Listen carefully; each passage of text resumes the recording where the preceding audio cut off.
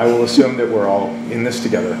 Sometimes we may have disagreements, but I'm going to do my best to tell you where I stand on things and where my perspective on things. There's a lot of work that needs to be done unpacking some of the issues around development with Treasure Island, and Steve and I had a long talk yesterday about this. You know, when we're talking about Treasure Island, we're talking about development plans that go back 26 years, and I'm hearing different things when we talk about the Treasure Island toll, for example.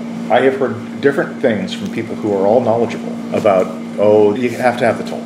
We can't do this without the toll. And then I have other people say, just as knowledgeable, oh, no, you can do it. There's another way. I will say that this is something that I'm going to work hard on. I've talked to our state senator, Scott Wiener, about this. I think there's ways to take a good hard look at this. Let me speak from a place of principle of how I feel about housing and what San Francisco is going to be doing citywide over the next 8 years.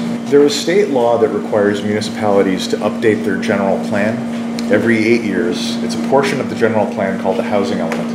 And that's the strategy for how municipalities are going to take steps to facilitate production of housing, including affordable housing levels. There is a number that comes out every 8 years called the RHNA. You'll hear sometimes people call it the RHNA targets, or RHNA minimums, because it's a minimum floor. RHNA, and it stands for Regional Housing Neighborhood Allocation. Regional Housing Needs Allocation. Needs allocation. So San Francisco's RHNA allocation is 82,069 units. So Treasure Island represents about a little under 10% of the entire goal. So this is a really important part of that. I am going to be committed to fulfilling the promise of meeting our RHNA targets. And the reason is because state law has changed, and under state law currently, if San Francisco doesn't, actually if any municipality doesn't make its targets, they risk the loss of state funding for affordable housing, for transit, and then possibly the loss of local control altogether. So in other words, if the state were to take local control away, it means that everything is by right.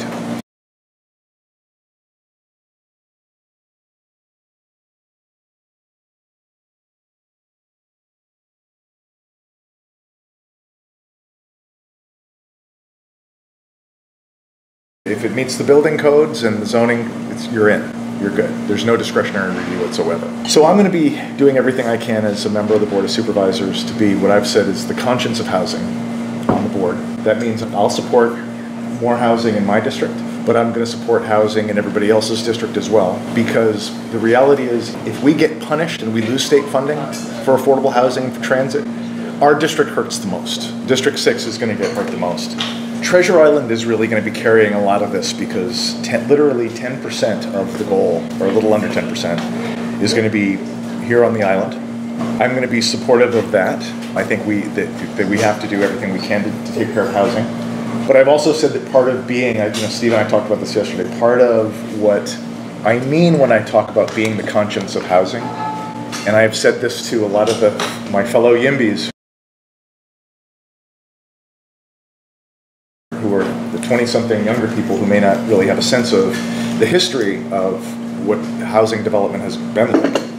I have said, we had better be aware as we are about to embark on some of the most ambitious residential housing endeavors in history, since World War II anyway, that we had better not make the mistakes of generations past at displacing disadvantaged communities, communities of color, low-income communities.